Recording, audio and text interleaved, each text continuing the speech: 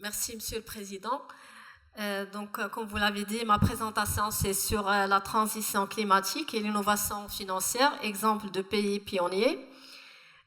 Effectivement, aujourd'hui, la globalisation financière a fait qu'il est nécessaire maintenant d'interpeller des champs qui sont nouveaux comme les orientations climatiques et le changement climatique. Donc, le défi du changement, le fait de relever le défi du changement climatique aujourd'hui, c'est une nécessité.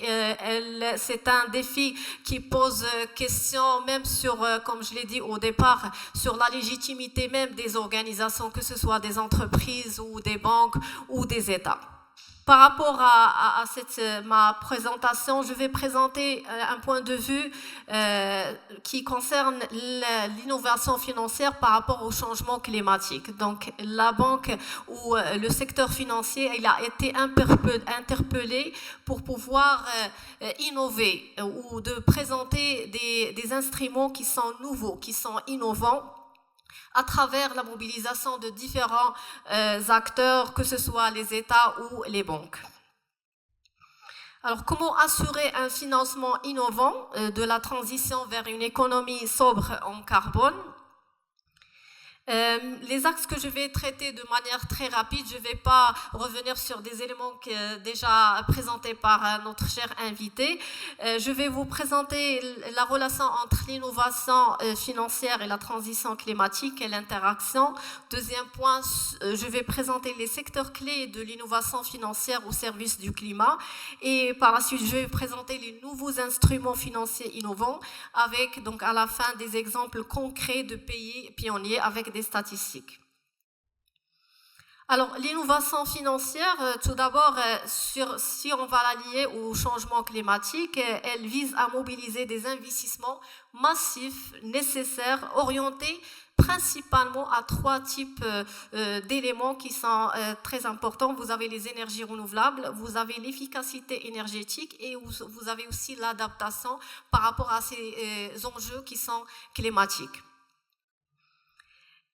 Si on va parler des secteurs clés de l'innovation financière au service du climat, vous avez les énergies renouvelables, vous avez la mobilité durable si on parle du transport et le rôle de l'hydrogène dans ce sens-là, le stockage d'énergie et les technologies vertes. Vous avez aussi par rapport les instruments qui sont financiers, qui sont innovants et qui sont en relation avec le changement climatique. Nous allons, comme on peut déterminer le premier élément, il se présente à travers les obligations vertes. Alors, ça a été déjà dit implicitement dans la présentation de notre cher invité. Alors, ce sont des obligations qui sont liées à des projets qui présentent un impact qui est environnemental. Donc, les investisseurs ou le financement de ce type de projet, donc on peut financer ce type de projet qui a des impacts sur le plan environnemental. Vous avez les marchés du carbone et là, il y a un système de quotas qui est présenté par les pays pour pouvoir gérer ces questions de changement climatique et du financement du changement climatique. Vous avez le paiement pour services environnementaux aussi, et vous avez l'inclusion financière. Si on parle de l'inclusion financière, il est lié généralement au financement des technologies vertes, avec pour les revenus qui sont faibles. Et vous avez la gestion des risques climatiques, donc ça a été déjà dit, la gestion des risques climatiques à travers les moyens ou les outils de prêt ou les crédits. Donc, il y a certains auteurs qui lient la question de l'innovation financière par rapport à cette question de transition climatique à un seul élément qui a déjà été dit sur les obligations vertes, les obligations à impact environnemental. Alors, les projets qui présentent un impact environnemental qui est important, ils peuvent bénéficier, ces projets, d'un taux d'intérêt qui est faible pour pouvoir mobiliser les investisseurs dans ce sens. Donc pour les exemples, donc quelques statistiques, les régions bénéficiaires des financements climatiques par secteur publics et privés. Donc vous voyez devant vous donc les régions qui bénéficient de ce type de financement. Vous avez les États-Unis et Canada, l'Europe de l'Ouest, l'Europe de l'Est et l'Asie centrale, le Moyen-Orient et l'Afrique du Nord. Vous avez l'Asie de l'Est et le Pacifique, et vous avez l'Amérique latine et Caraïbes, l'Afrique subsaharienne, l'Océanie et d'autres pays. Toujours sur le plan statistique, donc les politiques climatiques énergiques, on peut présenter quelques éléments, quelques statistiques dans ce sens. Vous avez l'utilisation des énergies renouvelables. Alors, soit de sources, de manière générale, l'utilisation de l'énergie, soit de sources qui est présentée par les combustibles fossiles, ou l'éolien, le solaire ou l'éolien terrestre. Donc, le premier graphe que vous voyez, il présente les statistiques qui concernent la relation entre les énergies combustibles ou fossiles et les énergies renouvelables. Vous avez la part des énergies renouvelables dans la capacité installée. Donc, la région qui est interpellée en premier lieu, vous voyez l'Amérique du Sud, et par la suite, vous avez l'Europe, l'Océanie, l'Asie, l'Amérique centrale, l'Amérique du Nord, l'Eurasie, et vous avez l'Afrique. Aussi, le dernier graphe, il présente la part des voitures électriques dans les ventes. Alors, on sait très bien que ce secteur, il est très interpellé et très intéressant par rapport à cet investissement en matière d'énergie renouvelable. Vous avez la Chine qui se place en premier lieu. Par la suite, vous avez l'Europe, le monde et les États-Unis.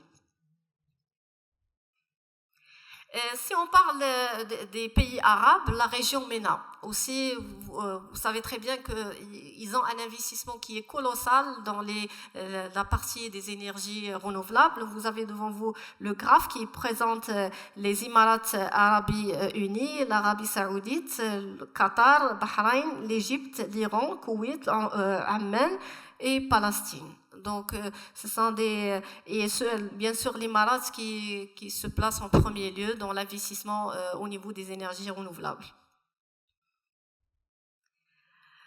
Vous avez aussi un autre élément qui est important sur le plan statistique. Vous avez les 10 principaux émetteurs couverts par l'IPAC. L'IPAC, c'est un programme qui mobilise les États pour investir sur le plan respect du climat.